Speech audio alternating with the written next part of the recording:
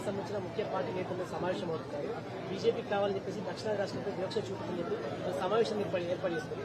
ఇప్పుడు ఆలు లేదు సొల్లు లేదు కొడుకు పేరు సోమలింగం అని ఒక దండు ఉండే ఇలా పరిస్థితి ఉన్నది. దొంగలు కలిసి ఊరు పంచుకునే ప్రయత్నం చేస్తున్నారు వీళ్ళు. ఆడ కలిసి అంత దొంగల ముఠానే, అంత మాఫియా ముఠానే. లిక్కర్ స్కామ్ ముఠా ఒకటి ఉన్నది, ల్యాండ్ స్కామ్ ముఠా ఉన్నది. ఇవాళ మొదటి నుంచి చెప్తున్న బీఆర్ఎస్ కాంగ్రెస్ ఒకటే. బీఆర్ఎస్ పార్టీ కేసుల నుంచి తప్పించుకోవడానికి కాంగ్రెస్ పార్టీకి సహకరిస్తున్నది. ఇద్దరు కలిసి పనిచేస్తున్నారు. ఢిల్లీలో కలిసి ఉంటారు, గల్లీలో కొట్లాడతారు. ఇవాళ డీఎంకే పెట్టిన మీటింగ్ ఇద్దరు వేరు, ఇద్దరు అనుకోవడం వేరు. మరి తెలంగాణ ప్రజలు ఆలోచించాలి, వీరిద్దరు ఒక్కటా కాదా మీరు ఆలోచించండి. కేసుల విషయంలో కేసీఆర్ కుటుంబానికి ఒక నోటీస్ ఇస్తున్నారు, టచ్ చేసే ప్రయత్నం కూడా చేస్తున్నారు. ఇవాళ డీఎంకే పెట్టిన మీటింగ్ వీళ్ళందరూ కలిసిపోయారు, వాళ్ళందరూ కలిసి మాట్లాడుకుంటారు. వీళ్ళందరూ దేని వ్యతిరేకంగా భారతీయ జనతా పార్టీ వ్యతిరేకంగా కొట్లాడుతున్నారు. వాళ్ళందరూ కలిసి కాంగ్రెస్ బీఆర్ఎస్ కలిసి మాకు వ్యతిరేకంగా కొట్లాడుతున్నారు. వాళ్ళ ఢిల్లీలో అసలు డీలిమిటేషన్ సంబంధించి ఇంకా ప్రాసెస్ స్టార్ట్ కాలే, దాని గురించి నిబంధనగా ఫ్రేమ్ చేయలేదు. అసలు దాని గురించి ఏమిగా ఒక నిర్ణయం తీసుకోలే, ఇంకా నియమ నిబంధనలు ఎక్కడ రూపొందించలే. ఇంకా ఇవాళ ఒక ప్లాన్ ప్రకారం ఇక్కడ కాంగ్రెస్ పార్టీ ఏం చేస్తుందంటే 6 గ్యారెంటీల హామీ నుంచి తప్పించుకునే ప్రయత్నం, వాళ్ళు పడుతున్న అవినీతి వ్యతిరేకంగా ప్రజల దృష్టి మళ్లించడానికి. బీఆర్ఎస్ పార్టీ ఏం చేస్తుంది, మా మీద కేసుల గురించి కాంగ్రెస్ పార్టీ సహకరించాలి కాబట్టి మేము కాంగ్రెస్ పార్టీ ఏం చేస్తామని చెప్పి బీఆర్ఎస్ పార్టీ పోయారు. తమిళనాడులో డీఎంకే 1000 కోట్ల లిక్కర్ స్కామ్, 1000 కోట్ల లిక్కర్ స్కామ్ అక్కడ తమిళనాడులో డీఎంకే పాల్పడేది. లిక్కర్ స్కామ్ కు అవినీతికి పాల్పడుతున్నది. అవినీతికి వ్యతిరేకంగా ప్రజలు డీఎంకేకు వ్యతిరేకంగా తీర్పడానికి తమిళనాడు సిద్దంగా ఉన్నారు. దాని నుంచి ప్రజల దృష్టి మళ్లించడానికి ఇదంతా పక్కా ప్లాన్ గా చేస్తున్నారు. కానీ ప్రజలు ఎవ్వి పట్టించుకోరు. ఇవాళ అమిత్ షా గారు చెప్పారు, రాజ్నాథ్ సింగ్ గారు చెప్పారు, దక్షిణాదిలో సీట్లను తగ్గించే ప్రయత్నం మేము చెయ్యము, అటువంటి ఆలోచన లేదు. డీలిమిటేషన్ సంబంధించి ఒక నిర్ణయానికి మేము రాలేదు, దానికి ఏమి నియమ నిబంధనలుగా పెట్టలేదు మేము అని చెప్పి క్లారిటీ ఇచ్చినప్పుడు కూడా వాళ్ళ అవినీతిని తప్పించుకోవడానికి, ప్రజల దృష్టి మళ్లించడానికి, లిక్కర్ స్కామ్ నుంచి డీఎంకే తప్పించుకోవడానికి ఇవాళ ఈ కొత్త దుకాణాన్ని స్టార్ట్ చేశారు. అదంతా కూడా ఒక మాఫియా మూట. ఇలా డీఎంకే అక్కడ మద్రాసులో జరిగేది ఒక మాఫియా మూటల సమావేశం, అది మూటా సమావేశం. అది అక్కడ ఉన్న పార్టీలన్నీ కూడా అవినీతి పార్టీలు, అక్కడ ఉన్న పార్టీలన్నీ కూడా స్కామ్ లో ఉన్న పార్టీలు, అక్కడ ఉన్న పార్టీలన్నీ కూడా ప్రజల దృష్టి మళ్లించడానికి, బీజేపీని బదనాం చేయడానికి చేస్తున్న కుట్రలో భాగం మాట్లాడిన విషయం వాస్తవం. కలిసిపోయారు కదా, ఇద్దరు కలిసే ఉంటారు. వాళ్ళిద్దరు కాంగ్రెస్ బీఆర్ఎస్ ఒకటి మేము మొత్తుకుంటే ఇన్ని రోజులు మళ్ళీ ఇప్పుడు క్లారిటీ వచ్చిందా లేదా? ఇప్పుడు కాంగ్రెస్ పార్టీ ఒక్క కేసులో పెట్టిందా? మళ్ళీ చెప్తా నేను, కాళేశ్వరం కేసు నోటీస్ ఇయ్యలే, విద్యుత్ కొనుగోళ్ల స్కాము విచారణ అయిపోయిందట. కానీ కేసీఆర్ ఇంటారు అసలు దానిలో ఆరోపణలు ఉన్న వ్యక్తి కేసీఆర్ గారి కనీసం విలువలకు నోటీస్ ఇయ్యలే, విచారణ పూర్తయిపోయిందట. మరి విచారణ పూర్తయిపోయిన రిపోర్ట్ ఏమైంది? ఫోన్ ట్రాపింగ్ ఏమైంది? ఇవాళ ఏమైంది? కేసీఆర్ నోటీస్ ఇచ్చిరా, కేసీఆర్ కొడుకు నోటీస్ ఇచ్చిరా? ఏమైంది? డ్రగ్స్ కేసు ఏమైంది? ఫామ్ హౌస్ కేసు ఏమైంది? ఈ ఫార్ములా కేసు ఏమైంది? ఇవన్నీ ఏమైనాయి సార్? ఇక్కడ మేము కాంగ్రెస్ ఒక సమావేశం నిర్వహించిందా, డీలిమిటేషన్ సమావేశానికి మేము వెళ్లలేదు. మేము కాంగ్రెస్ కు వ్యతిరేకం. అక్కడ డీఎంకే పెట్టింది కాబట్టి మేము వెళ్లాము.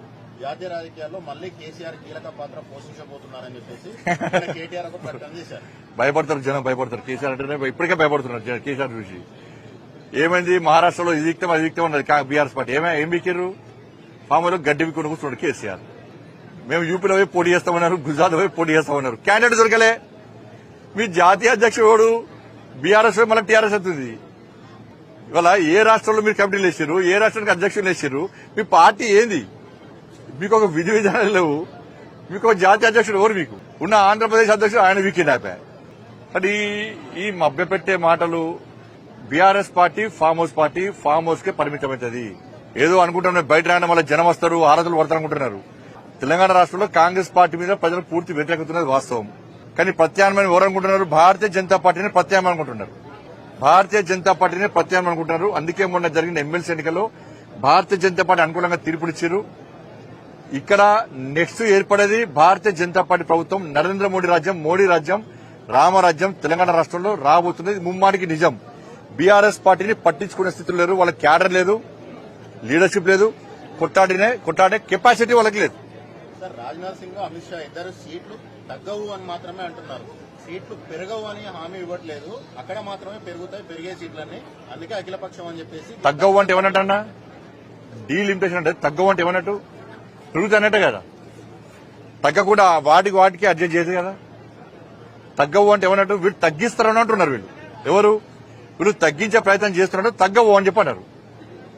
కాబట్టి ఇంకా దానికి విధి విధానం రానే రాలేదు. ఇంకా నేను డీలిమిటేషన్ సంబంధించి ఇంకా విధి విధానం రానే రాలేదు. తగ్గుతాయి పెరుగుతాయి ఇంకా క్లారిటీ లేదు. లేనప్పుడే మీటింగ్ పెట్టుకుని తమిళనాడు ఎన్నికలు జరగబోతున్నాయి, క్లారిటీ చెప్తున్నాం, ఎన్నికలు జరగబోతున్నాయి. 1000 కోట్ల లిక్కర్ స్కామ్ లో డిఎంకే దాన్ని ఇరికింది. ప్రజలకు సమాధానం చెప్పుకోలేని స్థితి. అన్ని స్కామ్లు, అవినీతి ఆరోపణలు పుట్టగోలుగా, అవినీతి ఆరోపణలు అడ్డగోలుగా వస్తున్నాయి డిఎంకే మీద. వాటి మీద ప్రజలకు సమాధానం చెప్పలేని పరిస్థితి. కాబట్టి ఈ దక్షిణాది పేరుతోని ప్రజలు ఎవ్వి నమ్మరు. దక్షిణాదిలో నెక్స్ట్ వికసించేది కమలం. తెలంగాణలో వస్తున్నది, ఆంధ్రప్రదేశ్ లో రాజ్యం ఉన్నది, కర్ణాటకలో కాంగ్రెస్ పార్టీ వ్యతిరేకత ఉన్నది, బీజేపీ రాజ్యం రాబోతున్నది, తమిళనాడులో డిఎంకే తీసుకుపోయి ఆ సముద్రంలో కలిపే ప్రయత్నం చేస్తున్నారు, ఆడ బీజేపీ రాజ్యం రాబోతున్నది. కాబట్టి దక్షిణాదిలో వీసేది కమలం, భారతీయ జనతా పార్టీ గడుపు మోడీ రాజ్యం. నార్త్ లో జనాభా ఎక్కువ పెరుగుతుంది, సౌత్ లో జనాభా తక్కువ ఉంది, కాబట్టి జనాభా ప్రాతిపదికన డీలిమిటేషన్ వద్దని చెప్పేసి వారు వాదన. ఇంకా దానికి ఏం అనుకోలే కదా. ఇప్పుడు కొన్ని రూల్స్ ఫ్రేమ్ చేస్తే దీని ప్రకారం మేము డీలిమిటేషన్ చేస్తున్నాము అని చెప్పి కేంద్రం ప్రకటించాలి. అప్పుడు వాళ్ళ యొక్క ఆలోచనలను, వాళ్ళ యొక్క సూచనలు పెట్టాలి. ఇంకా ఏం లేదని చెప్పి ఆల్లేదు చూడలేదు కొడుకులు సోమలింగం అన్నట్టు ఏం లేనే లేదు దాని మీద. ఇక ఆ ప్రయత్నాలు ప్రారంభం కాలే. అంత ప్లాన్ ఇదంతా కూడా. ఎప్పుడైతే అమిత్ షా గారు, రాజ్నాథ్ సింగ్ గారు క్లారిటీ ఇచ్చిన తర్వాత దక్షిణాది రాష్ట్రాల ప్రజల లోపల క్లారిటీ వచ్చేసింది. వీళ్ళ జిమ్మికులు చెల్లాయి. ఈ మూట అంతా కలిసి ఏం చేసినా కూడా ఆ చెంబలేలు మూటలకన్నా వీళ్ళు కూడా చెంబలేలు మూట అంతా ఒక్కటే రాత్రి అంతా దొంగతనాలు చేసి రాత్రి కూడా అందరూ కలిసి పంచుకుంటారట. వీళ్ళు కూడా అందరు కలిసి ఉన్నట్టుండి ఈయన నువ్వు రాష్ట్రాన్ని పంచుకో, దోసుకో, నువ్వు రాష్ట్రం దోసుకో, మనం అన్ని రాష్ట్రాలు దోసుకుంటున్నాం, మనం తప్ప ఇంకోళ్ళు ఈ రాష్ట్రాలను పాలించదు, దోసుకున్నా దాచుకున్నా మనం వేసుకో అని చెప్పి వీళ్ళందరూ కలిసి పంచుకునే ప్రయత్నం చేస్తున్నారు. మీ అందరు నిన్న కూడా చూసింటారు, తమిళనాడు ముఖ్యమంత్రి గారు పిలిచినారు. మరి దక్షిణ భారతదేశానికి అన్యాయం జరగబోతున్నది. ఈ కేంద్రంలో ఉన్న బీజేపీ ప్రభుత్వం యొక్క దుర్మార్గమైన సవతి తల్లి వైఖరితోని మన దక్షిణాది నష్టపోతున్నది. జనాభా నియంత్రణ పాటించిన పాపానికి 1971లో ఆ రోజు అప్పుడున్న కాంగ్రెస్ ప్రభుత్వం కేంద్రంలో వాళ్లే చెప్పిండ్రు, హమ్ దో హమారే దో అనే నినాదం ఉండేది. చాలా మందికి తెలియదు చిన్నపిల్లలకు. కానీ ఆ రోజుల్లో హమ్ దో హమారే దో అంటే జనాభా బాగా పెరిగిపోతుంది, అరికట్టాలి, తగ్గియాలి, కుటుంబ నియంత్రణ ఆపరేషన్లు చేయాలని టార్గెట్లు పెట్టి, ఊరూరికి క్యాంపులు పెట్టి దేశ జనాభాను కంట్రోల్ చేయాలని చెప్పి భారత ప్రభుత్వమే కుటుంబ నియంత్రణను ఆ రోజు ముందుకు తీసుకొచ్చింది. మరి కుటుంబ నియంత్రణ బాగా పాటించిన రాష్ట్రాలు మన ఉమ్మడి ఆంధ్రప్రదేశ్, ఇప్పుడున్న తెలంగాణ, ఇప్పుడున్న ఆంధ్రప్రదేశ్, తమిళనాడు, కేరళ, కర్ణాటక, ఈ రాష్ట్రాలేమో పాటించినాయి. భారత ప్రభుత్వం చెప్పింది కదా, మంచి పనే కదా, దేశం జనాభా తగ్గితే దేశం మూడబడుతుందట, ముందుకు పోతుందట, అభివృద్ధి జరుగుతుందట, మనకిద్దరు పిల్లలే ఉంటే దేశానికి మంచిదట అని చెప్పి దేశభక్తులుగా భారత ప్రభుత్వం చెప్పిన మాటను పాటించింది దక్షిణ భారతదేశంలోని రాష్ట్రాలు. కేవలం దక్షిణ రాష్ట్రాలే కాకుండా ఇంకా కొన్ని ప్రగతిశీల రాష్ట్రాలు కూడా, ఒరిస్సా కావచ్చు, పంజాబ్ కావచ్చు, ఇంకా కొన్ని రాష్ట్రాలు కూడా, పశ్చిమ బెంగాల్ కావచ్చు, పాటించినాయి. ఏమైంది దానివల్ల మన రాష్ట్రాలలో జనాభా తగ్గుకుంటూ వచ్చింది. ఆంధ్రప్రదేశ్లో తగ్గింది, తమిళనాడులో తగ్గింది, కేరళ తగ్గింది, కర్ణాటక తగ్గింది, పశ్చిమ బెంగాల్ తగ్గింది. తగ్గిన తర్వాత మరి ఈరోజు కేంద్ర ప్రభుత్వం కొత్త పంచాయతీ పెడతాంది. కేంద్ర ప్రభుత్వం ఏమంటున్నది, ఎక్కడెక్కడైతే జనాభా తగ్గిందో అక్కడక్కడ ఎంపీ సీట్లు తగ్గిస్తా అంటది. ఎక్కడెక్కడైతే ఎవడైతే నీ మాట వినకుండా పిల్లలు కనుకుండా వేయండో, ఎక్కడెక్కడైతే జనాభా పెరిగిందో, ఉత్తరప్రదేశ్లో, బీహార్లో, మధ్యప్రదేశ్లో, రాజస్థాన్లో వాళ్ళు జనం ఎక్కువ ఉన్నారు కాబట్టి ఎంపీ సీట్లు ఎక్కువ చేస్తా, మీరు తగ్గినారు కాబట్టి మీకు తక్కువ చేస్తా అని చెప్పి మోడీ గారు ఇలా మన మెడ మీద డీలిమిటేషన్ అనే కత్తి పెట్టబోతా ఉన్నాడు. అందుకే సమిష్టిగా కొట్లాడాలి.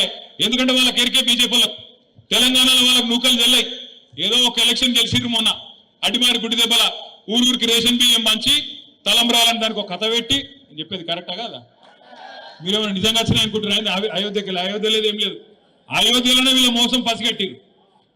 అయోధ్య ఎక్కడైతే రాముల వారి గుడి కట్టినరో అక్కడి ప్రజలే వీళ్ళు మోసగాలని గుర్తించి అక్కడనే వీళ్ళని ఓడగొట్టి ఇంటికి పంపించారు బీజేపీ వాళ్ళని. కానీ వీళ్ళు తలంబ్రాలు తెచ్చి అందులో మనకు కూడా సెంటిమెంట్ ఊసిరు, మనోళ్ళకు కూడా ఊసిరు. నేను ఒక 2-3 సర్పంచులు మా వాళ్ళు అడిగిరు సిరిసిల్లలో, అన్నా మరి ఏం చేయాలి, ఏం చేసి సురేంద్రబాబు ఏం చేద్దామంటే మరి దేవుని కదా సరే చెయ్యి కాంతి అని అంటే మరి ఎక్కడో అక్కడ ఊరేగింపులు తీసిరు మనోళ్ళే గట్ల మొత్తం ఒక సెంటిమెంట్ చేసి ఎందుకు చేసిర్రు అంటే ఒక్కటే కారణం బీజేపీకి 10-11 ఏళ్ల తెలంగాణకి ఏం చేసినావు అని అడిగితే మేమేమే బెబ్బెబ్బే ఏమీ లేదు నువ్వు బండి సంజయ్ గట్టిగా అడుగు ఏం చేసినావా తెలంగాణకు మీ మోడీ ఏం చేసిండు ఈ 11 నెలల్లో ఏం జరిగింది ఒక్క మాట అడుగు ఏం తెలియదు ఏం చెప్తాడు ఆయన ఒకటే తెలుసు ఆయనకు ఒకటి మసీదు కూలగొడదాం ఆడ శివం వెళ్తే మీది శివం వెళ్తే మాది గదొకటే ఎరక మనకు ఇంకోటి తెలియదు ఇంకోటి ఏం చెప్తాడు అన్నా ఇవాళ ఏం వారమే రేపేం వారమే ఎల్లుండేం వారమే ఇది తప్ప ఓ బడి తెచ్చింది లేదు పోని మా కమలాకరణ లెక్క ఒక గుడి కట్టింది లేదు తిరుమల తిరుపతి దేవస్థానం అద్భుతంగా వెంకటేశ్వర స్వామి గుడి కూడా కరీంనగర్ లా